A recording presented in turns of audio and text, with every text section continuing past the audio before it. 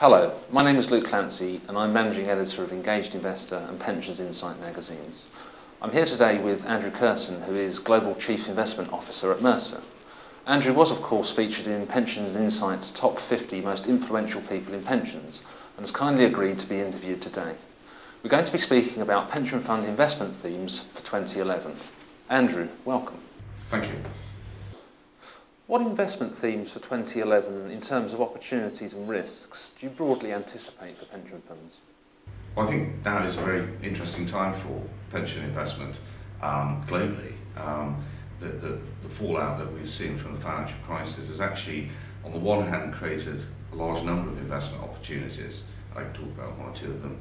On the other hand, there are some risks lingering around. So from an investor perspective, it's going to be a year, in our view, a pretty uncertain year. There are potentially still some shocks out there. But at the same time, if you're picking equities or you're picking certain types of bonds or alternative investments, the array of investments at reasonable prices out there has probably not been as big as it is now for 4 or 5 years. So a lot of opportunity, particularly for, shall we say, relatively brave investors, but there are some risks attaching. Probably the biggest risk is from government bond investment.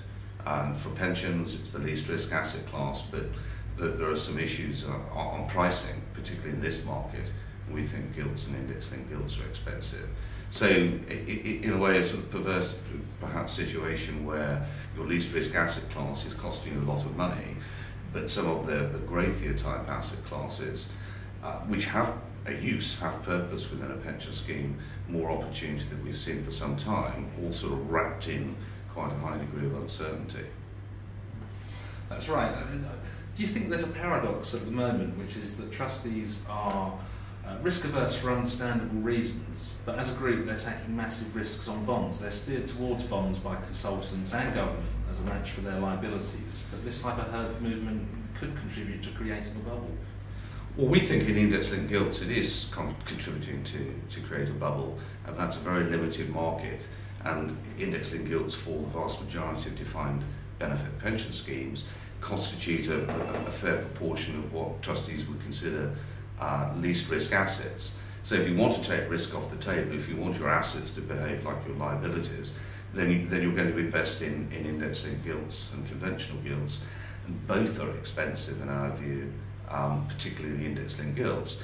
So yeah, I would agree with you. I mean, it's slightly perverse, but the funding of pension schemes, the logic of what is a least risk investment, is built on investing your assets in a way that they perform like your liabilities. And if your liabilities perform like index-linked gilts, then on the one hand, you are risk reducing, but you're paying, if you like, a fairly high price, if not a very high price, for the kind of insurance that you're buying.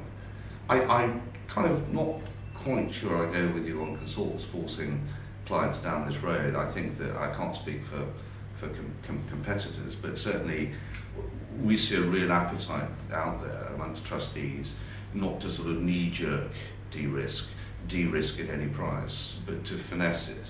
But the truth of the matter is, over the next few years, because defined benefit pension schemes are maturing, you're going to see de-risking, you're going to see risk taken off the table. What I think everybody's hoping is that at some points along the way, you will be able to buy assets that take risk, that reduce risk, buy those assets at a more reasonable price than we're seeing today. But yeah, in particular, as index-linked gilts are concerned, we think there's going to be a continuing issue of price and lack of value in that space. Okay. Do you think there's a paradox at the moment where trustees are understandably risk averse, but that as a group they're taking massive risks on bonds, steered towards bonds by consultants and government as a match for their liabilities, but this type of herd movement contributing to creating a bubble? Well, I think there is a paradox. But I'm not sure it's creating massive risk. It is creating some risk. I mean, the least risk asset classes for a UK defined benefit pension scheme, i.e. those assets that perform most alike with the liabilities, are government bonds, conventional and index-linked gilts, and particularly index-linked gilts. That's a limited market. There are a lot of investors chasing inflation protection that you get from index-linked gilts. Hence, that market is expensive. And the way I think we would look at it is the price does matter. You're having to pay a high price to take risk off the table. And for each client, each set of trustees, the consideration is the same, but the answer may be different. You have to weigh up your need for protection against the price that you're paying for it.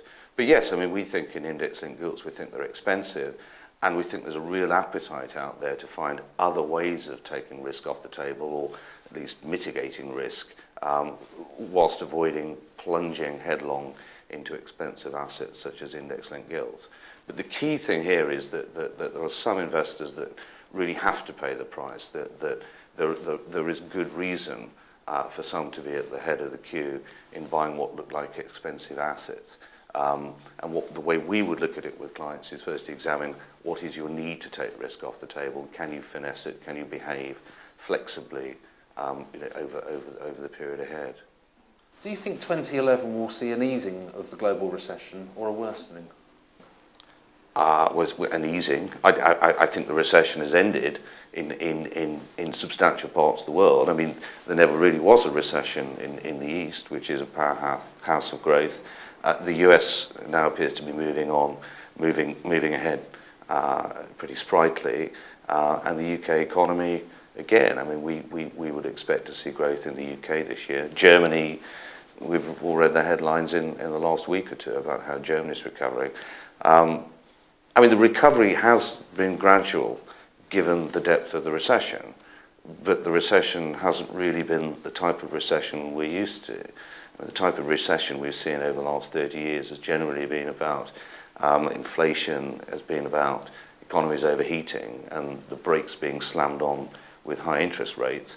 We're sitting here today with pretty record low interest rates, and we're trying to coax the economy back into life. And that is the nature of a financial recession built on issues to do with debt. So we don't think it's all full steam ahead and sweetness and light from here, but we do expect to see growth in some of, well, in fact most, I think, of the major economies. But there is some scope, well, there's reasonable scope for shocks along the way. I mean, the euro, all of those problems with the peripheral economies haven't gone away. There's quite a lot to work through in terms of some of the smaller economies really getting their debt issues under control. And of course, in this market, we've got a dose of austerity on the way. But if you read, I mean, it's always dangerous to read what economists say, but and to agree with the economic consensus. But we think there's some credence to the notion that we will see. It may not feel like a return to growth, but we'll see an improvement or continuing improvement in the economy, notwithstanding the headwinds we're going to see in terms of reduced government expenditure and higher taxes this year. Do you think there's a paradox at the moment, which is that trustees are extremely risk averse for understandable reasons, but as a group they're taking risks on bonds? They're steered towards bonds by consultants and government as a match for their liabilities, but this type of herd movement is contributing to creating a bubble? Well, I think there is a paradox, but I'm not sure it's creating massive risk. It is creating some risk. I mean, the least risk asset classes for a UK defined benefit pension scheme, i.e. those assets that perform most alike with the liabilities, are government bonds, conventional and index-linked gilts, and particularly index-linked gilts. That's a limited market. There are a lot of investors chasing inflation protection that you get from index-linked gilts. Hence, that market is expensive. And the way I think we would look at it is the price does matter. You're having to pay a high price to take risk off the table. And for each client, each set of trustees, the consideration is the same, but the answer may be different. You have to weigh up your need for protection against the price that you're paying for it. But yes, I mean, we think in index-linked gilts, we think they're expensive, and we think there's a real appetite out there to find other ways of taking risk off the table, or at least mitigating risk, whilst avoiding plunging headlong into expensive assets such as index-linked gilts. But the key thing here is that there are some investors that really have to pay the price, that there is good reason for some to be at the head of the queue in buying what look like expensive assets. And the way we would look at it with clients is first to examine what is your need to take risk off the table. Can you finesse it? Can you behave flexibly over the period ahead? How soon do you think we might see issuance from the Debt Management Office of CPI-linked gilts? I don't know. I mean, they've been pretty reluctant to issue index-linked gilts in recent years, and certainly in different fora, there's been a fair amount of lobbying for issuance. I mean, their issuance is based around government needs, not about the needs of pension schemes, unfortunately. You would have to issue a hell of a lot of index-linked gilts to bring demand or potential demand in line with supply, and I think it's going to be an issue over the next few years as pension schemes seek to de-risk. Will we see the de-risking trend continue in 2011? I think the de-risking trend has to continue. It is the nature of a trend. 90% or so of private pension schemes are now closed to new entrants. I think it's about 1 in 7 are closed to future service. Whether we like it or not, the defined benefit pension industry is maturing, and that process is going to continue. You're de-risking into assets that a lot of other investors are simultaneously chasing. That there are a limit to index-linked gilts, for example. You're trying to invest in relatively limited markets, and that can be expensive. So I think that you've got sort of countervailing forces. On the one hand, for regulatory and for reasons of the nature of pension schemes, the fact they're closed and maturing, that's going to promote de-risking. But I think a lot of consideration is going to be given to the price of de-risking, the price that you're paying to invest in low risk assets. And what we're finding is a real appetite for behaving dynamically, for not just behaving mechanically and knee-jerking into least risk assets, shall we call them, but seeking to time and seeking to take measured positions away from a least risk position where market conditions suggest that's going to help improve funding. I mean, it's a difficult thing to do, and I think that attitudes to de-risking are going to vary across the industry, and there are a number of schemes for reasons of weakness of covenant or for reasons of being very well funded will seek to de-risk at a faster pace. I don't think there's a one-size-fits-all sort of solution out there. But personally, and certainly our attitude at Mercer is that if you can behave dynamically, if you can think and work out your own circumstances, what is the degree of flexibility you can employ along this journey, then you should be seeking to do so. A survey recently found that around half of trustees believe they're being fed a house view by advisors. Is this an accurate depiction of the relationship between trustees and their consultants? From my experience, a lot of trustees, a lot of clients want some individuality from their consultant, and indeed part of buying services from a particular consultancy is the individual that leads the account and provides the actual advice. I think there's a balance to be had between the individual, hopefully skilled, hopefully experienced, hopefully having insight that adds value, and the value that the organisation brings. Consultancies are intellectual capital machines, and in a large consultancy there will literally be hundreds of people playing a part in generating intellectual capital. So inevitably it's a team game. Within my organisation we have people that are strategists, that we think there are some big themes out there that we think should be taken to clients. So to us, it's about getting the balance right between having a house view and bringing the strength of the organisation with some individual flavour. And I think you have to work at that balance. It doesn't surprise me that there are some trustees that worry that they're getting more of the organisation than the individual. Presumably there are some other trustees that think they're getting more of the individual than the organisation. I think what we've always strived for, and we think that the best of both worlds, is to get sort of top-down themes from the organisation, and the take on those themes and the individual input from consultants. It's not easy to do, and a lot of it, of making it a successful experience for a client is the nature of the relationship with the individual and how they can interpret what the organisation thinks and believes into advice that's good and pertinent for an individual client. Mercer has moved from being purely an investment advisor to providing implemented consulting services in recent years. Why is this, and should your advisory clients be concerned? Well, the reason we've moved is because there is demand from our clients for what we would call implemented services. And I think that demand is coming for a couple of reasons. I think one, in general terms, the investment world has become much more complex in terms of the range of asset classes and some of the technical considerations with particular types of investment.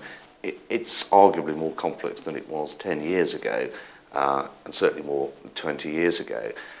A lot of decision makers in the pensions field in this market are lay individuals, and they're limited in time and they're limited in how much they can devote to investment and all the other responsibilities they have that come with being a pension trustee. So I think you can explain part of the trend towards outsourcing responsibility for investment, if you like, to the general complexity of the market. I think there's a second issue, and that is to do with pension schemes maturing. The vast majority of private sector pension schemes are now closed. They are on a journey to full funding and to taking risk off the table anywhere between 5 and say 15 years from now. There's a finite point. Many of those schemes today are not fully funded. They can't take risk off the table without any other considerations. The journey is going to be a relatively tricky one. You can put together, and indeed we do, a suite of investment exposures and techniques which allow for that journey to be undertaken in a rational way, for the assets to be managed dynamically, so that at times where funding position improves, you lock in gains, for example. The degree of complexity involved in doing that successfully, again, is a multiple of what the way that some pension schemes have been managed in the past. So I think that there's a rational reason why such services are being demanded. Consultancies such as Mercer have the skill set to be able to deliver such services. We feel that it's perfectly reasonable that we're able to offer them to our clients in addition to advisory services. But you highlight the potential risk. There is a potential risk that if you're getting paid more, for example, for taking more responsibility, that somehow you neglect your advisory client base, or if there are limited capacity investments, that somehow you bias your best pieces of advice, so to speak, towards your implemented client base. All of that has to be managed, and I think we're acutely conscious that unless that's managed well, you can very quickly lose your reputation and lose your advisory clients. We have various protocols within Mercer that are designed really to create and preserve a level playing field between our advisory clients and those clients that have asked us to take discretion on their behalf. Those procedures are sort of actively reviewed, and we think they're pretty robust in preserving that level playing field. But that is, you know, in part how I think consultants, as they become more complex animals in terms of the range of services they offer, I think that is one of the ways in which our clients, I think, will look for evidence that we are, you know, looking after their interests, looking after the interests of all of our client base, and not being sectional in our attitude as our business changes and evolves. Thank you for coming in, Andrew. It's been an interesting interview. Thank you very much. That's been our second interview with the top 50 most influential people in pensions. Look out for more on their way.